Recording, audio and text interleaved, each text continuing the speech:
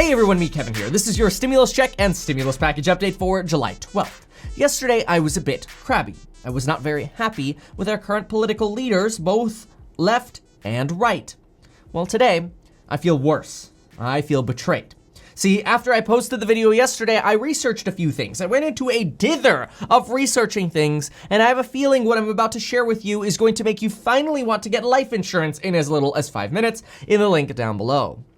CARES Act number 1 gave hundreds of billions of dollars to rich firms who can now take advantage of a new tax structure that allows them to take more capital deductions. And this is a clause that's buried on a single page of the 1,800-page bill.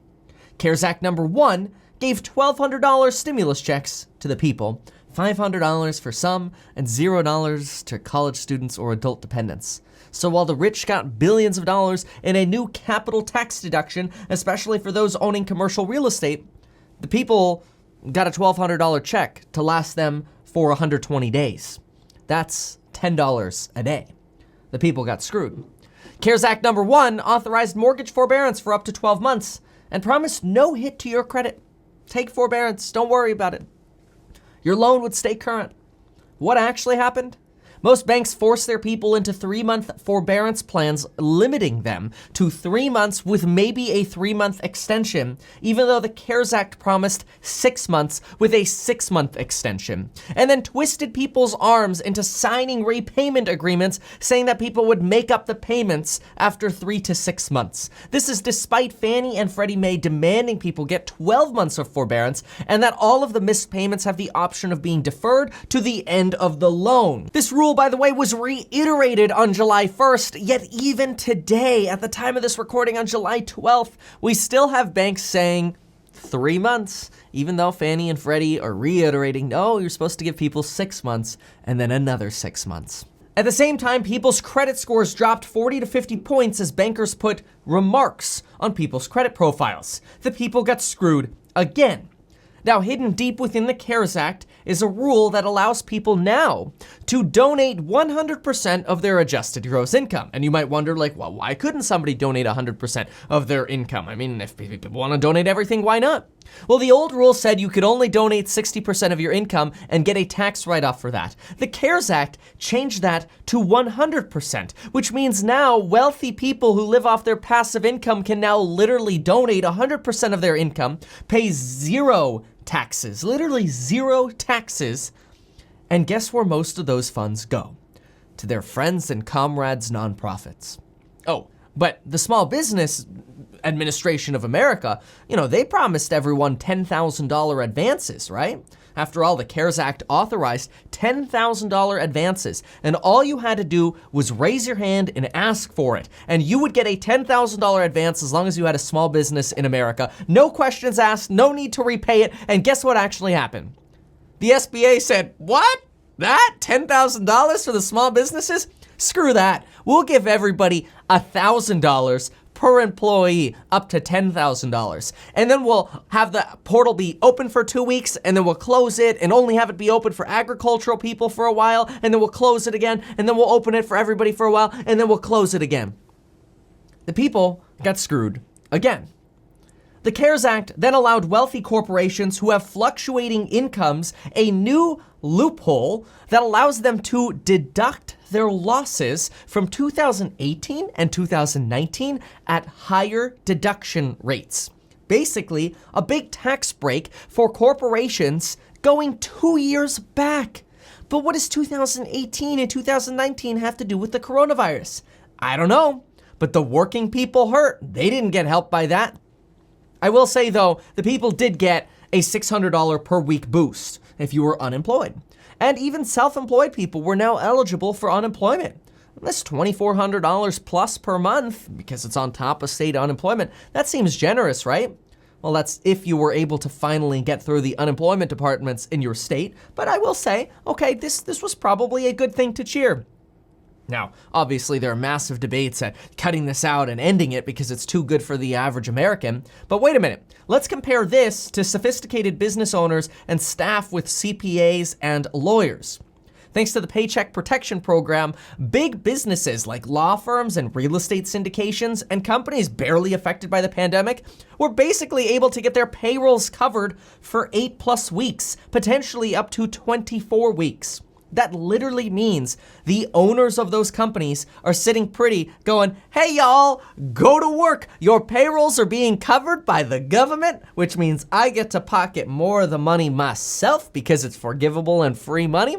And when I have that money in my pocket, what am I gonna do with it? Well, heck, I may as well throw it into the stock market. How nice for rich people to be able to participate in making a killing in the stock market rebound thanks to government bailouts, while everybody else gets shafted trying to make their bills with $600 per week if you're unemployed. But what about heroes? I mean, come on, the people who actually kept working and kept our society moving during the pandemic? Oh, sorry, there's nothing for them. Now, we agreed to be locked down, and we left these essential workers working hard on the front lines during the pandemic, putting themselves at risk when they didn't even know how bad this virus would be. The Federal Reserve said we're in great shape to print money and spend it on the people, and our government instead chose to spend it on the rich. Our essential workers got nothing more than anybody else who's sitting at home safe on unemployment. Now, we agreed to be locked down. We left our essential workers on the front line. At the same time, the Federal Reserve said we're in great shape to keep printing money and spending it on the people, and the government chose to spend it on the rich. What about tenants? Well, they probably got screwed the most. Landlords can stop paying their mortgage and repay that money in 30 years, which if you're in my programs on money and finance or real estate investing or the stock program, you already know that if somebody says you owe money today but you don't have to pay it in 30 years, it's basically free money thanks to the time value of money. You could make that money up within just 7 to 15 years of investing. Tenants really got screwed. Again, landlords, they don't pay for 30 years. Tenants, be prepared to pay up as soon as the eviction bans end. Otherwise, you're on the street. But wait, Kevin, the HEROES Act. The HEROES Act! It says heroes in the name. It fixes these things. It fixes a lot of these things. It fixes credit reporting on mortgage forbearance. It gives college students stimulus checks. It closes some of the tax loopholes that I just talked about for rich corporations. And it gives heroes pay, up to $10,000 boost by increasing their pay $13 per hour. And that's true. Except this bill is, quote, dead on arrival and has next to no chance of passing. Welcome to America. This is how our government functions. When lobbyists take control of how legislation is written, the people get screwed and the people giving money to lobbying firms win. But fear not. We have excellent politicians protecting us today. Like Weeble, who will give you 2 free stocks when you sign up and deposit just $100. I'm sorry, I meant excellent politicians protecting us. Like Larry Kudlow. Larry Kudlow came out today and said our economy is doing a V. Everything's going great. The economy is holding a V-shaped recovery pattern.